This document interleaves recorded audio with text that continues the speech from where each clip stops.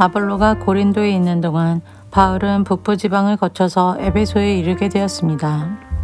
바울은 거기서 몇몇 제자들을 만났습니다. 바울이 그들에게 물었습니다. 여러분은 믿을 때에 성령을 받았습니까? 그들이 대답했습니다. 우리는 성령이 계시다는 것조차 들어본 적이 없습니다. 바울이 다시 물었습니다. 그러면 여러분은 어떤 세례를 받았습니까? 그들이 대답했습니다. 요한의 세례를 받았습니다. 바울이 말했습니다. 요한은 회개의 세례를 베풀었습니다. 요한은 사람들에게 자기 뒤에 오실 분을 믿으라고 외쳤는데 그분이 바로 예수님이십니다. 그들은 이 말을 듣고 주 예수님의 이름으로 세례를 받았습니다. 바울이 그들에게 손을 얹자 성령께서 그들에게 내려오셨습니다. 그러자 그들은 방언으로 말하고 예언을 하기 시작했습니다. 그곳에 있던 사람은 모두 12명쯤 되었습니다. 바울은 회당에 들어가서 3달 동안 하나님의 말씀을 담대하게 전했습니다.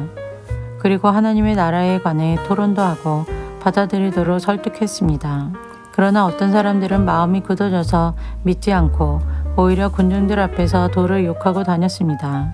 그래서 바울은 그런 사람들을 떠나 신자들을 데리고 두란노 학원으로 가서 날마다 사람들과 토론을 했습니다. 그 일은 2년 동안 계속되었습니다.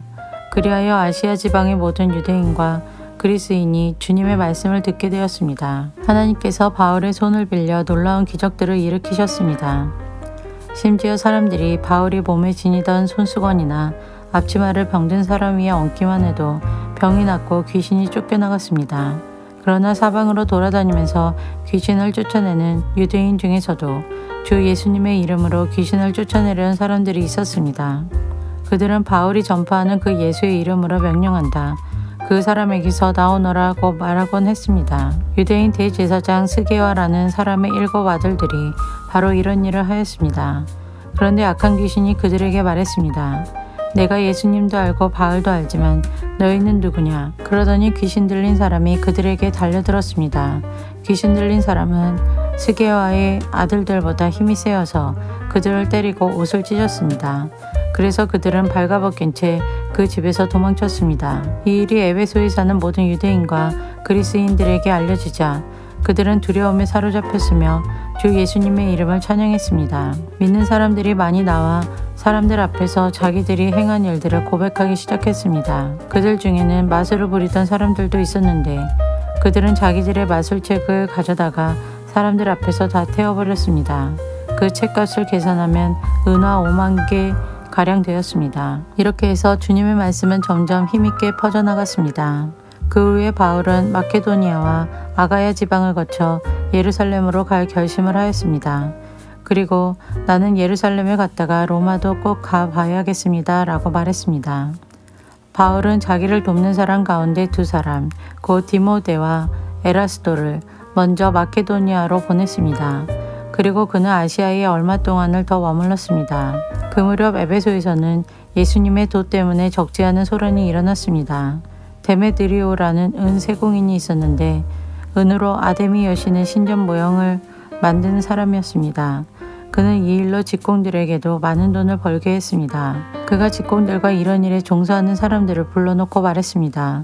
여러분도 아시다시피 우리는 이 사업으로 소득이 꽤 좋았습니다.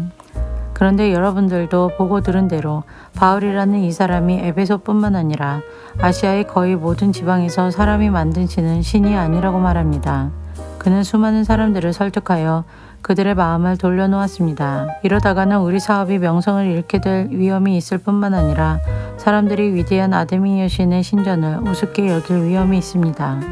그렇게 되면 아시아와 온 세계의 모든 사람들이 섬기는 아데미 여신의 위엄이 땅에 떨어질 것입니다. 이 말을 들은 사람들은 격분하여 에베소의 여신 아데미는 위대하다 라고 소리 지르기 시작했습니다. 도시는 순식간에 소란스러워졌습니다.